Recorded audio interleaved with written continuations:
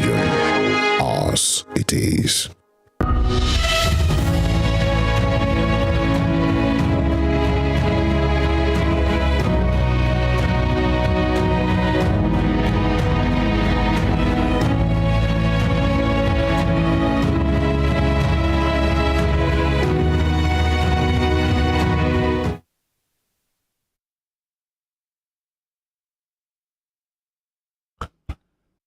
Good afternoon to you all, wherever you may be this wonderful day.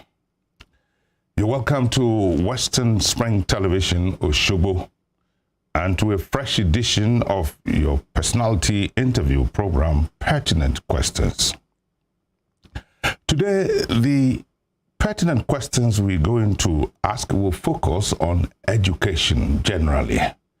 This is simply because the guests don't let me let the cat out of the bag yet. Let me just say that the guest is a specialist in educational matters. She is a retired school principal and for many years served as advisor to the governor of Osun State between 1983 and 2003 to 2010. She was a special advisor to the governor of that time, Governor Unilola. On pertinent questions this afternoon, therefore, as the cat is being let out of the bag, it's my privilege and pleasure to welcome into the studio Deaconess Deborah Mojirola Adepoju, foremost educationist, proprietor of and founder of Abraham Christian Resource Center, Oshobo, and one woman who has kept faith in education. Deaconess, you are most welcome. Thank you very much. It's been a very long time. You have been out of circulation. Maybe you've been traveling and traveling and traveling. Exactly. You are most welcome back into the country. Thank you very much. For the next 50 minutes or so, I'm going to engage you on very, very national and also state matters as it affects education. Yeah. The saying has always been there that knowledge is power. This is a statement that has run over the years, and it is all because the acquisition of knowledge has always driven the world. But you don't acquire knowledge without education, do you? It's impossible. Okay. What then, if I must ask, is your concept of education? How would you define it? How would you explain it as a renowned teacher? I'm not looking for a textbook definition. Education is teaching of knowledge. And it is, it could be, you could say, knowing how to read or write, but it's much more than that. It's, it involves schooling, training, and I will say education is life. Education is life. Yes. It leads to knowledge. Knowledge is having the facts and the information that are necessary for life. So, and this is knowledge is acquired through education. Okay. And I would say there is nothing like education after all. There is nothing like education after all. Okay. In life, there is nothing else like education. Okay. So if you don't have it, you are dead. Yeah, that's what I feel. Right. It means from what I've listened to you or heard you say, it's educational about going to school to pick or get a certificate. Is that all? No. Going to school, schooling is part of it. There is formal and informal education. Formal education involves schooling, primary, some countries, kindergarten as well, secondary, university, and then, going through the curriculum, going through a process, going through lay down set of paths to follow. Okay. But in informal, we have that, but we have, that leads to certificate and all the rest of them. But informal, there is also informal education, where you learn about trade, you learn about, in fact, practical things, sports, Carpentry, sports, even singing, you know, and all that type of thing. Those are, but the former one is what many people think is education. yeah, but that's the center of it all. There is so much that the formal aspect of education can bring about, and so little that the informal. The informal, if I'm not an educationist, but it's supposed to be supplementary to the formal, isn't it? Yes, that's exactly what happens. Okay. The formal leads to the informal. Okay. The child at primary school level is considered to be the center of learning or teaching activity. That's what some psychologists told us, or educationists told us when we were growing up. Does that theory hold in Nigeria today? It's supposed to hold, and I think it holds. Okay. Only that the country is deviating fast from that path. What they mean that the child-centered education is mean that the child must be considered first. Okay. The child should be focused. We must, first of all, study the child, know the needs, know his interests, and try to carry him along that path of interest and ability. Because if he's interested, he will work hard, he will like to excel, and he will definitely do well. But if we are not centering the focus on the child, maybe we want the father is a doctor, this child must be a doctor. Okay. No, that's wrong. The child may not have interest or even ability to be a doctor, and we have other special ability. We have to, the teacher has to study the child, listen to the child, and follow the interest of the child, and mentor the child along that path. I'll be coming to mentoring because it's an issue that I want you to discuss. Okay. The foundation of anything is very important, and that's why you have told me the child must be the center of every form of learning. Yeah. Here in Nigeria, has our education reflected that much? And if it has not reflected it, what is responsible? I don't think our system has reflected the Child-centeredness. education. Okay. Explain. Because the government itself, I think they feel that they must push children along a particular line, Okay. which is not good, and it's not fair, and it's not right. Because if we have a child-centered education, we must have a good counseling system, and we must have tests, things that to show a child's interest, a child's ability. I don't even hear of such things in Nigerian schools. There was one time they were having it in North Central State. They have systems whereby they find out, tests to find out where the strongest ability of the child. And then they have technical colleges, they have science colleges, they have teacher colleges, and so on. Vocational schools. Based on the finding from tests, standard tests. Yes. But we don't hear of that. Even there over there again, there's no more head of. So the country, the government is no more focusing on the child. I don't know, they have their own other interests. or they just don't care. They just feel, let them just get general education. Everybody just go to the class and teach anything you like. Dish out anything to the child, whether the child is even listening or the child is not listening. So I don't think the government is serious about it. Has this helped us, and will it ever help us as we? It can never help, and it's not helping us.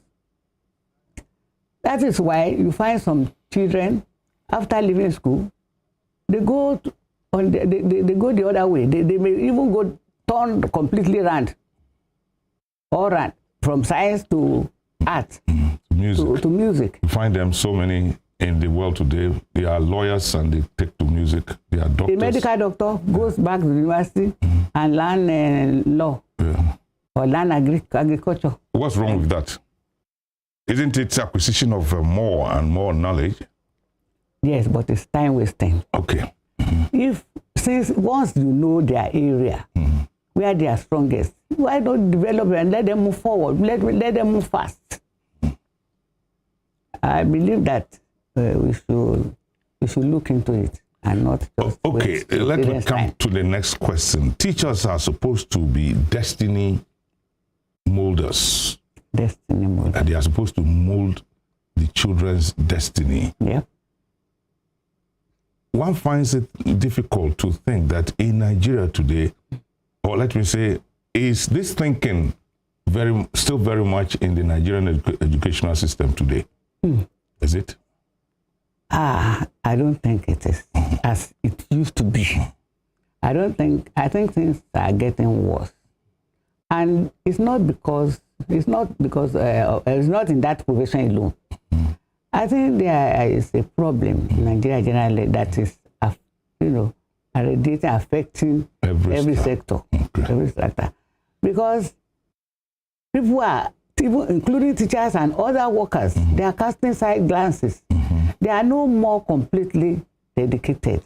A teacher is supposed to be completely dedicated to the child's future and education as it is. No.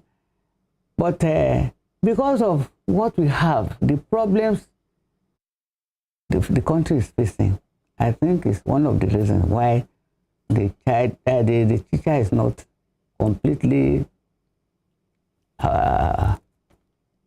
completely carrying out the duties he's supposed to carry out as a teacher. Dedication, total dedication. And also, I think the government may not be encouraging the teachers enough. You said a short while ago that it's not only in the teaching. It's not profession. only the teaching, but teaching is a different thing.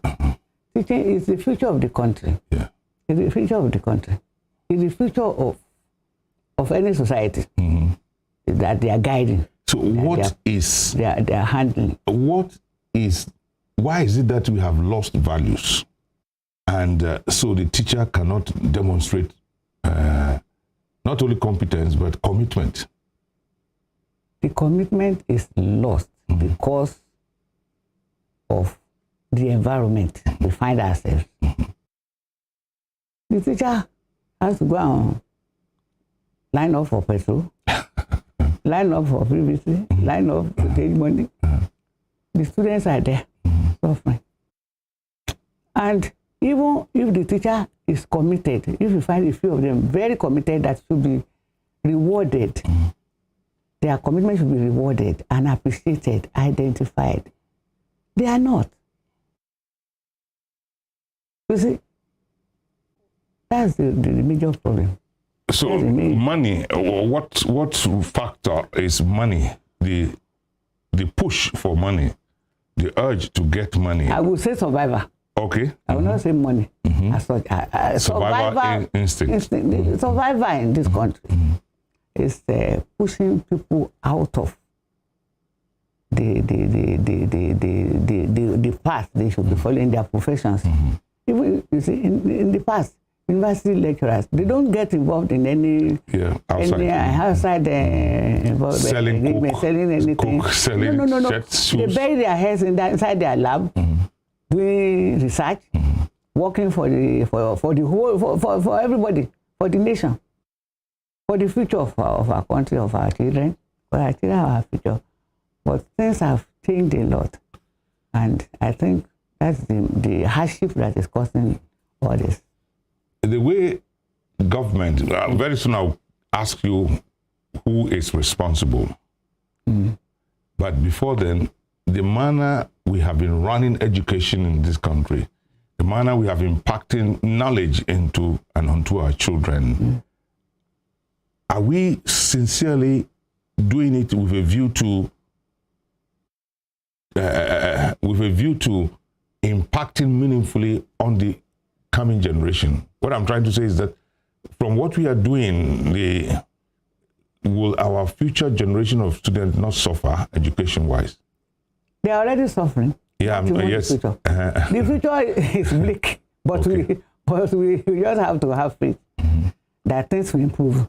You see, different arms, different sections of the society has its own role to play, and they have their own. I can say they are failing in this issue. Let's list them. Let's take government. Let's take the student. Yes. Let's take the teacher. Let's take the environment. Yes. Let's take them one after the other. Let's take the student. Let's start from the student. The students now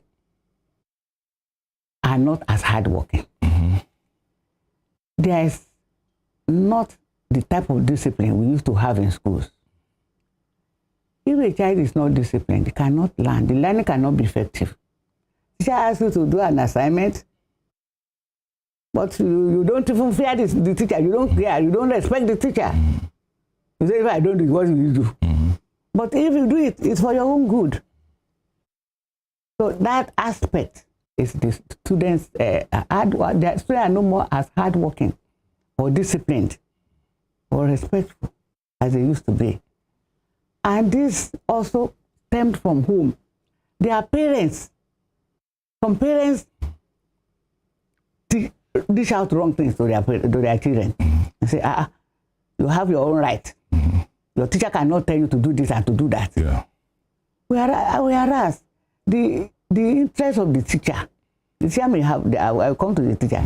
The interest of the good teacher is to produce good leaders of tomorrow, good students, successful students that you'll be proud of in future. If you teach the child to be disrespectful to the teacher, the teacher becomes frustrated and you don't get the result you expect. Okay. That's from the parents. And some parents, they are unnecessarily in a hurry. Okay. They ask students, they want their ward or children to skip classes. Like the child is in primary 3. I say, I will promote this child to primary 5 so that they can do commanders. The child is just, how old is the child? They end up with the child entering the new classes at an age he or she is not prepared for, especially in the university. I want him to do JAM. And so they will change school, especially with public schools. Private schools. They will change school so that if one proprietor does not allow another one because of money, everybody is looking for money, we admit that child and say, any class we want to put you here, no problem. So they will, and eventually they go and assist the child. That's another one. Examination malpractices.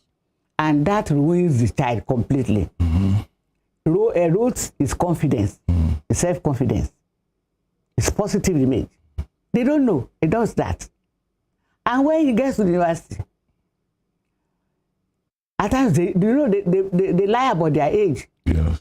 Say, I'm 16, I'm 18, and the child is only 14. And the elderly, the older ones, may take advantage of this young chap, and a lot of crimes. Then all you can,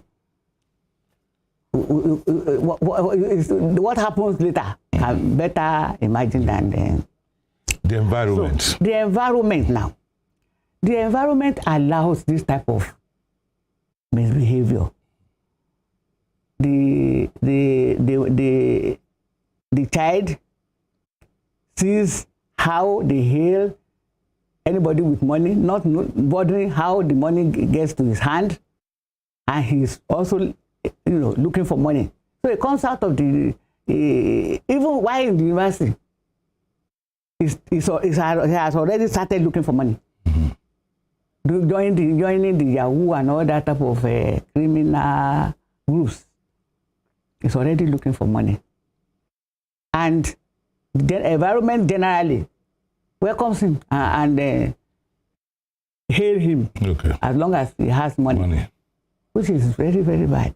This question of the environment, healing the wrong.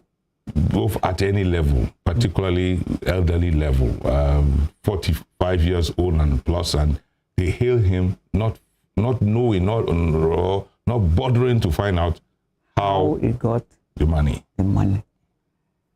That is the greatest evil, one of the greatest evil that is happening in this country.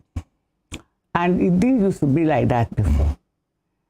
I think in the past, if you bring money, or you do something that is looking like it's not usual for your age, people will query you, will ask questions.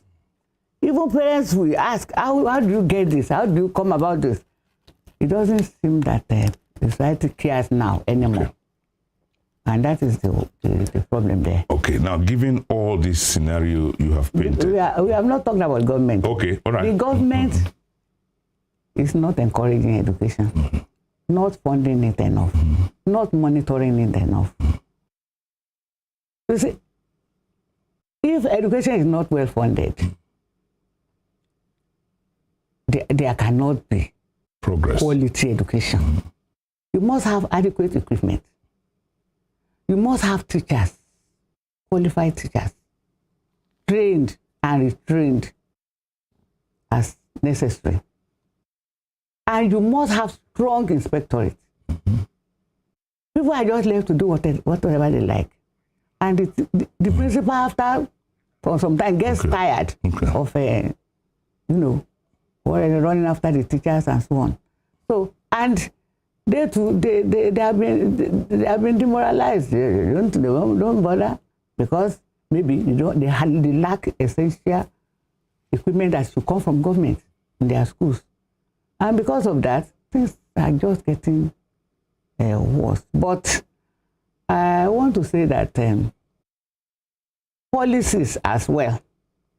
Some policies are not right. Because how can you say there should be computer for all the children when you don't even have teachers to man the subject? No teachers for it. So policy, you want to change the system, the educational system in the state, you have to consider it very well before you change it. And there must be adequate preparation. Education should never be politicized. It's not for it's not a political issue. It's something that a child has a right to. And whether you are APC or your PDP or you are SSG or your SSMN, whatever name any party calls themselves, when it's on that when they are on ground, they should make education. They should focus education as if it's a neutral ground, something that has to be well done. Something that has to be well for the future of our children. Of the country. Well, if I got you, the picture you have painted is that this is the reason standards must have fallen. Yes. Okay, we will come back to the reality on ground after this break. Don't go away. You're listening to us and watching us. Don't forget to follow us on our social media handles on Facebook, Instagram, Twitter, Western Spring Television. We will be back.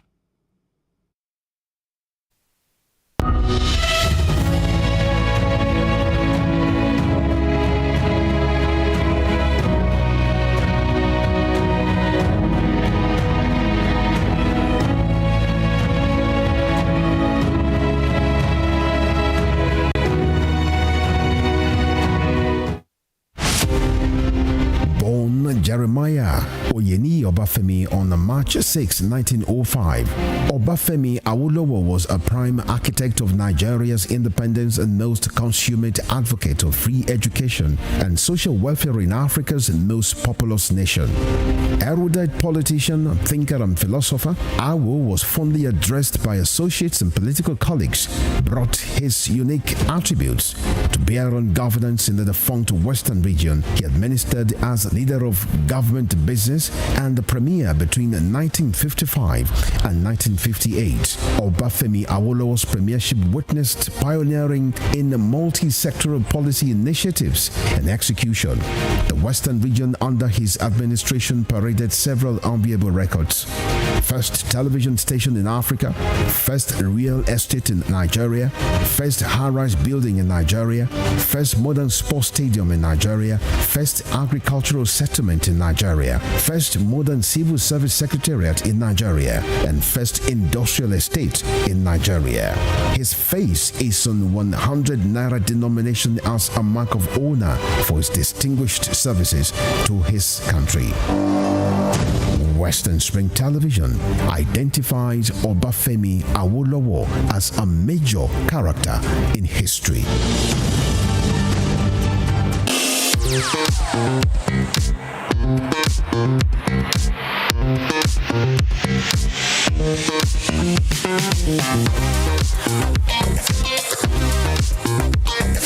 Turn it up! It's the Wild Wild West, and Western Spring Television is pulling out all the stops to make sure that you don't miss out on every of the fun and happenings around here. Yup, we've got you covered because your girls got all the juiciest tidbits and entertainment news from around the world. Cross over to the chocolatey side of entertainment. Join me, Chocolate Cassie, on Eccentric as we take you into every bit of the juiciest news, fashion, music, movie updates, and other trending conversations. Together on the show, we'll get personal with your favorite celebrities via phone call, Zoom, or even live here in the studio. Eccentric will be showing on your TV screen on Western Spring Television, channel 190, only on Star Times.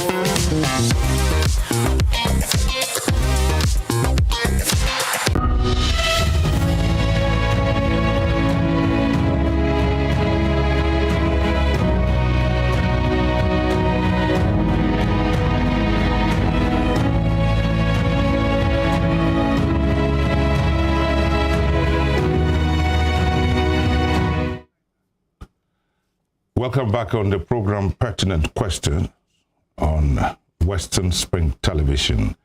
I am in the studio with a retired school principal, a lady who for many years was a special advisor to the governor of this state, one time or the other, like 2023 to 2010. And one lady who is a specialist in educational matters. We were discussing, and she was almost at the point of letting me know that standards have fallen. Now, I want to come back with that question. Would you say real standards have fallen because of the many challenges the educational system faces? When we say a standard falling, I will say yes and I will say no. How? In some aspects, the standard has not fallen. In fact, it has gone up very, very high. Let's know this one. Like in the sciences, in the technology, you know, our children hardly, in fact, a 10-year-old child can operate computers and everything, and the gadgets in the house. The standard is not falling along that side. But the standard when it comes to languages, especially English language, the humanities, and all the rest of it, I think it's falling because these children don't actually have time to read books. They don't read books now. Children don't read books. They read things from the... What should have been again is now becoming a loss to us. It's becoming a disadvantage. But we have to depend on teachers, parents, and the general society. So we encourage these children to go back to books not spend all their time Google, handling their phone, being on Facebook, being on this and that, because books are very, very important for acquiring knowledge. Today, books are becoming e-books. You're getting it, so they could yes, still I know, there. I know. But do they read those books there on the No. online? They don't. They read all that things. They read things that they shouldn't read. And I believe that when they read, they also feel like writing. If you don't write, you have to read and write before you can understand the language very well. That is why the standard of English language is going down very, very. Is Yoruba another national language? It's not going down to. As a language is actually, okay. But you know, the English is the medium of expression in this country. Yeah. The others are most of them are almost at the verge of disappearing completely, and this should not be. It should not be.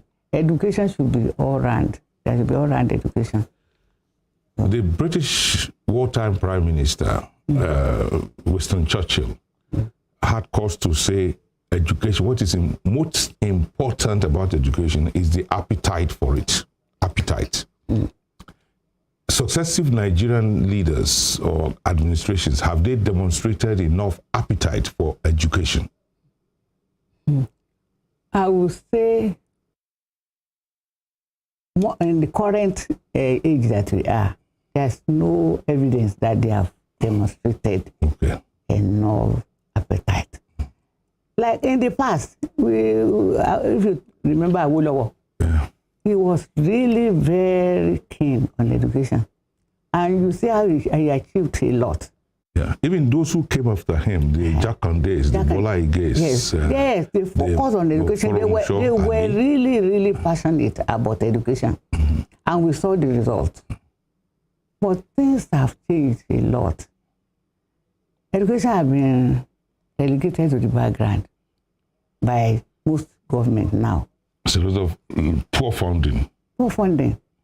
Not even paying attention. Not even poor funding. Not even monitoring what is happening. They are not showing enough interest. That's what I feel. That's what I feel. Is this therefore not a corollary consequence of the unruly behavior we find in schools, particularly secondary schools? Because government doesn't pay attention to it, the teachers are left to do their own. It has resulted in, I think so, I want you as an expert. Yes, indiscipline. So much in this. There is so much indiscipline. Even some government policies bring indiscipline. Let's see that. We used to be proud of our name, our uniform, our color, our everything. But when policies are against such things, things will go wrong. And then when a teacher is not given a free hand to discipline, discipline is something that should be delicately handled. A child should not be abused. But when you penalize a teacher who has not done anything wrong, but just because he wants to discipline or he has is trying to give some sense of discipline to the child in the school, you punish him. Punish the teacher. I think what we are doing is putting the child over the teacher, and in that case, no good can be achieved from such, and others will follow suit. So I think government should give teachers more free hand, but at the same time, they should not stay aloof. They should monitor what happens in school. Monitoring is very important. That is why principals and teachers must be up to the task, must rise to the challenge of what is happening now and try to make sure that they curb these excesses of students. By example, by involving the parents and by having strong disciplinary committees of experienced teachers, experienced and then committed teachers who will direct these children, who will direct even the young teachers the right way. Mentoring. The average young child, boy or girl, needs some form of mentoring. To what extent should this be inculcated? Teachers living a life of, because of certain challenges they face, they don't appear to even bother. Should this not be very important? Must we not have a system in which a few teachers pick on one or two boys and girls and mentor them? Female teachers, male teachers. Because of the hardship in the society, I will not blame blame the teachers. But somebody said, it used to be said that the reward of teachers is in heaven. Is in heaven. Is it true? I think a teacher, it's not, it's from this word I know, because I've had my old students doing wonders. Okay. Things I never expected. And you meet them at the least expected places. And then, but a teacher should regard his work as a calling. If a teacher does not regard the work as a calling, he will fail. Okay. Why a teacher kills hundreds in the classroom, the doctor can only kill maybe 4 or 5 before they say, on the road you have killed 5. Stop. Meanwhile, let's stop your operation. But the teacher is killing hundreds. He's killing hundreds in that classroom every day. That's what I used to tell my teacher, that if you don't attend your lesson, or you don't give exams, you don't give tests, you don't mentor them, you don't show enough interest and then work hard to make sure that these people become, what we expect them to become, you have failed and you have killed them. Okay, so, I like this symbolism. Now, this issue is very dear to my heart. In the last 10, 15 years, you find in this state and perhaps beyond, primary school children going to school from 8 a.m. to 4 p.m. It's very harmful. Okay, as an expert, I want you to talk about that. It's extremely harmful. There are set ages for set processes, for different processes. You can't just expect a child of 4 or 5 to stay 8 hours in the school. In developed countries, they start with like 2 hours, 3 hours in a day. Gradually, they increase their hours in the school. But nobody in the primary school stays up to 4. Most countries have been 4 hours. I mean, up to 4 o'clock. Okay. To 4 p.m. From morning. You educationists, can't you cry against this? In this country, nobody hears people cry. Because you find a child from the mother gets him or her ready from 7:30. By 8, they put him, go to school, and he is there till 4. They come back. It's killing. I see it. I never went under such. Not only that, a child of about 4, you are asking the child to write and loading the child with homework. What do you do in the school then? The home has been turned to school. Yeah. So they be in the school till evening or towards night. They come home and I saw a child. The fingers are already deformed. Okay. Because they are forcing the child to write when the child is not, the bones are not ready. All right. So that's why I said training and retraining of teachers is very important. Because when they teach, when they train teachers, they know all this. They teach them all these things, and they know when the child is ready. Okay. And the private schools are doing a lot of harm because they say they want to make name. But there are there are different ways of doing things. You don't harm the child. The child, we say, should be the center of the learning. When the child is not ready, you don't force the child. Otherwise, you harm the child. Physically, mentally, emotionally, you harm the child. And that may not be repairable. Ma, you are a retiree for many years now. As a matter of fact, you are, more than 20, 23. You are almost 80 years old, 78. Yes, Okay. 78, they say. Now, you published a book only recently, and in that book entitled "A Farmer's Daughter: A Journey of Grace," Yeah. we'll come to that. But there were some recommendations you made in them. Would you like to mention one or two of them for our teaching or government generally, and our teachers also?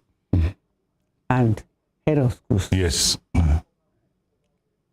A teacher should regard every student as a child Okay. or a ward Okay. to him. If you look at it from that angle, then you'll be able to put in your best. And as I said, a teacher should regard his profession as a calling. Colin. And a principal should be father or mother to all. It should be accessible. It should not be biased. He must treat people equally on equal ground. And then a principal must also be knowledgeable. If a principal does not know what is going on in the curriculum, there's a change in curriculum, and he has not directed that this has happened, please, teacher, take note. It could affect the students adversely, especially in external exams, which everybody is focusing. And incentive is very important. Right from the school, teachers who are doing very well should be given incentive and be praised. And then encourage those who are not doing well and try to find out why they are not doing well. Some may have some hidden problems, some real challenges in life. That by looking at it, you may be able to help them out, and you just see the change. And the government also must realize that teachers are very important. Okay. The way you treat them will reflect in their way of the work, the output. So, like whenever I get to a school, I take care of the teachers, look at their environment, improve their sitting room, their teacher staff room, improve my office, because all these things have effect on your work, on your mind. So, as far as government is concerned, I've mentioned a lot about the government. Okay. And parents should also be cooperative. They should cooperate with teachers. There are some parents who are not cooperative with the teachers. A principal must be involved in schools, whatever goes on in the schools, all the programs of the school, and be alert to see when evil is about to be practiced or is going on, and then make sure it costs it before it goes to worse. I do know that you are the founder of, excuse me, and run Abraham Christian Resource Center, Oshobo. Does that make you an evangelist? Already you are a deaconess. Abraham Christian Resource Center was founded by my husband and myself with the view of making it's a humanitarian center, Right. where we feel people will go there to get help one way or the other, and we commissioned it and donated it to Christendom. Not for Christians alone, but for everybody in society who is needy one way or the other. Like the elderly, they will have a money hall there for the elderly to come there and relax.